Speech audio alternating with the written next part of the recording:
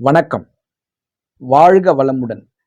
மூவிரு முகங்கள் போற்றி முகம்பொழி கருணை போற்றி ஏவரும் துதிக்க நின்ற ஈராறு தோள் போற்றி காஞ்சி மாவடு வைகம் செவ்வேல் மலரடி போற்றி அண்ணான் சேவலும் மயிலும் போற்றி திருக்கைவேல் போற்றி போற்றி வெற்றிவேல் முருகனுக்கு ரோகரா. பெண்கள் மன உறுதிக்கும் தென்கிழக்கு பகுதிக்கும் சம்பந்தம் உண்டா? இதுதான் நம்ம வீடியோவில் பார்க்க போறோம். அந்த பெண்கள் மன உறுதி எப்படி இருக்கணும் அப்படின்றதுக்கு நம்ம வழக்கமா ஒரு கதை மூலயமா நம்ம பார்க்க போறோம். அது எல்லாருக்குமே தெரிஞ்ச கதை தான். மகாபாரதத்துல திரௌபதின்ற ஒரு கேரக்டர் எப்படி அவங்க மன உறுதியோடு இருந்து அவங்களுடைய சபதத்தை ஜெயிச்சாங்க அப்படின்றத நம்ம ஒரு சிம்பிளா நம்ம பார்க்கலாமே. திரௌபதி எப்படி அவதாரம் பண்ணாங்க? பாஞ்சால தேசத்தை ஆட்சி புரிந்த பாஞ்சாலன் துரோணரை ஜெயிக்கணும் அப்படின்னு சொல்லி எனக்கு பிள்ளை வேணும் சொல்லிட்டு ஒரு யாகம் பண்றான். அந்த யாகத்துல 3 வயது ஆண் குழந்தை கையில வில்லோட வரான். அவனுக்கு பேர் திட்டத்துய்மன் பேரு. அதுக்கு அடுத்து மறுபடியும் யாகம் பண்ணும்போது 5 வயது பெண் குழந்தையாக கையில கிளியோட யாகசேனின்ற பேர்ல திரௌபதி பிறக்கிறாங்க. அவங்களுக்கு ஏன் திரௌபதின்னு பேர் வந்துச்சுன்னா தீயிலிருந்து வந்ததுனால அவங்களுக்கு திரௌபதின்னு பேரு. பாஞ்சாலனுடைய மகள் ஆனதுனால பாஞ்சாலி. இந்த பாஞ்சாலிய அர்ஜுனனுக்கு மணமுடிக்கி வச்சிடணும் அப்படின்னு சொல்லி பாஞ்சாலனுக்கு ஆசை. ஒரு சுயம்பரம் நடத்தி அந்த சுயம்பரத்துல அர்ஜுனன் வெற்றி பெற்று பாஞ்சாலியை திருமணம் செய்து கொண்டு பாண்டவர் கூட போறாங்க. அதுக்கப்புறம் அவங்க 5 பேரும் கல்யாணம் பண்ணிக்கிறாங்க. இது பாஞ்சாலினுடைய பிறப்புல இருந்து திருமணம் வரைக்கும். இப்போ திருமணத்துக்கு அப்புறம் தான் பாஞ்சாலி ஒரு மிகப்பெரிய ஒரு சபதத்தை எடுக்கிறாங்க. அஸ்தினாபுரத்துல சூதாட்டத்தினுடைய விளைவாக பாஞ்சாலி மானபங்கப்படுத்தப்படும் போது இது காரணமான துரியோதனன் அவனுடைய ரத்தத்தை எடுத்து தான் என்னுடைய கூந்தலை முடிப்பேன்னு சொல்லிட்டு ஒரு மிகப்பெரிய சபதம் எடுக்கிறாங்க. அந்த சபதத்திலிருந்து அவங்க பின்வாங்கவே இல்லை. இது கடைசி அதுக்கப்புறம் போர் வருது. அதுக்கப்புறம் அவங்க 13 வருஷம் காட்டுல போறாங்க. அதுக்கப்புறம் நாடு கேட்குறாங்க. துரியோதனன் கொடுக்க மறுக்கிறான். அப்போ சண்டை வருது. 18 நாள் சண்டையில பாண்டவர்கள் ஜெயிச்சிடுறாங்க. இந்த 18வது நாள் சண்டை முடிஞ்சதுக்கு அப்புறமும் மறுநாள் காலையில பொழுது விடிஞ்சு சூரியன் உதயமாகக்கூடிய நேரத்துல, அதாவது அருணோதயம் சொல்லுவாங்க. சூரியன் உதயம் ஆக போறார். அந்த நேரம் பார்த்தீங்கன்னா அந்த கிழக்கு திசையில ஒரு ஒரு இளம் சிவப்பு நிறத்துல ஒரு வெளிச்சம் வரும். அந்த வெளிச்சம் வரும்போது அது கொஞ்சம் இருட்டாவும் இருக்கும், வெளிச்சமாவும் இருக்கும். அந்த மாதிரியான ஒரு சூழ்நிலையில அந்த போர்க்களத்துல துரியோதனனுடைய அழுகுரல் கேட்குது. அப்பயும் அவனுக்கு உயிர் போகல. 18வது நாள் சண்டையில அடிபட்டு தொடமுறிஞ்சு கீழே விழுந்து இருக்கான். அப்பயும் அவனுக்கு உயிர் போகல. அது குத்துயிரும் கொலையுருமா அவன் துடிச்சிட்டு இருக்கான். அப்போ கிருஷ்ணர் என்ன பண்றாரு, பாஞ்சாலியோட சபதத்தை முடிக்கணும்னு சொல்லி அவனுடைய உயிர் போகணும்ல, அதுக்காக வேண்டி பாஞ்சாலியை கூப்பிட்டுக்கிட்டு அந்த போர்க்களத்துக்கு போறார். அப்போ போர்க்களத்துக்கு கிட்ட போகும்போது பாஞ்சாலியோட செப்பலை கழட்ட சொல்லி கிருஷ்ணர் எடுத்துக்கிறார் கையில. இந்த போர்க்களத்துல செப்பல் போட்டுன்னு போகக்கூடாது, நிறைய பேர் போர்க்களத்துல மடிஞ்சிருக்காங்க, அவங்க எல்லாம் மிதிக்க கூடாது செப்பல் காலால அப்படின்னு சொல்லிட்டு செப்பலை கழட்ட சொல்லி கிருஷ்ணர் அந்த செப்பலை கையில எடுத்துக்கிட்டு வாமா போலான்னு சொல்லிட்டு கூட்டின்னு போறாரு. அங்க போனாக்கா துரியோதனன் தன்னுடைய 5 விரலையும் மடக்கி பிடிச்சிட்டு உயிர் போகாம இருக்கு அவனுக்கு. பாஞ்சாலி பார்த்துட்டு கேட்கறாங்க, ஏன் அவன் 5 விரலையும் மடக்கி வச்சுன்னு இருக்கிறான் அப்படின்னு சொல்லிட்டு கேட்கும்போது கிருஷ்ணர் சொல்றாரு, அவன் ஒரு 5 காரணத்துக்காக அந்த விரல் எல்லாம் மடக்கி வச்சுன்னு இருக்கிறான். அப்படின்னா என்ன 5 காரணம்?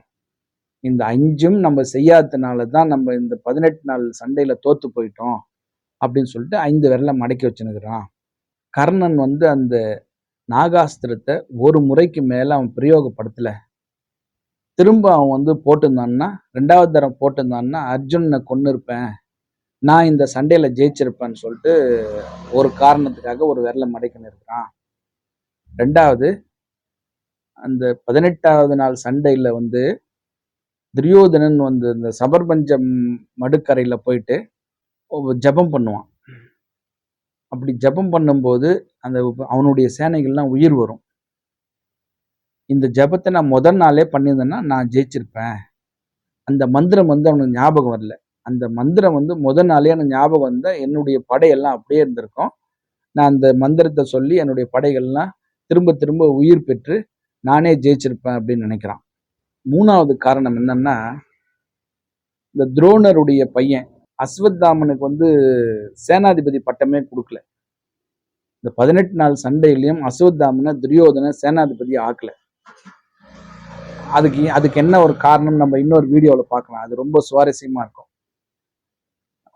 அப்படி அஸ்வத்தாமன் நான் வந்து முதல்லயே சேனாதிபதி ஆக்கியிருந்தா, நான் ஜெயிச்சிருப்பேன்னு நினைக்கிறான். ஏன்னா அஸ்வத்தாமன் வந்து சிரஞ்சீவி. அவனை யாராலையுமே கொல்ல முடியாது. அவன் வந்து சாகா வரம் பெற்றவன். அந்த மாதிரியான ஆள நான் வந்து சேனாதிபதி ஆக்கல. அதனால நான் வந்து தோத்து போயிட்டேன் அப்படின்னு நினைக்கிறான். அதுக்கு அடுத்து என்ன?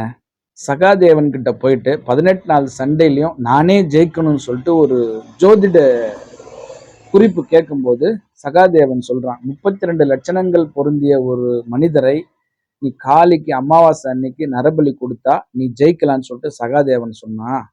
அந்த பலி அவன் கொடுக்கல. அது கொடுத்துருந்தா நம்ம ஜெயிச்சிருப்போம்னு சொல்லிட்டு ஒரு விரல மடக்கின்கிறான்.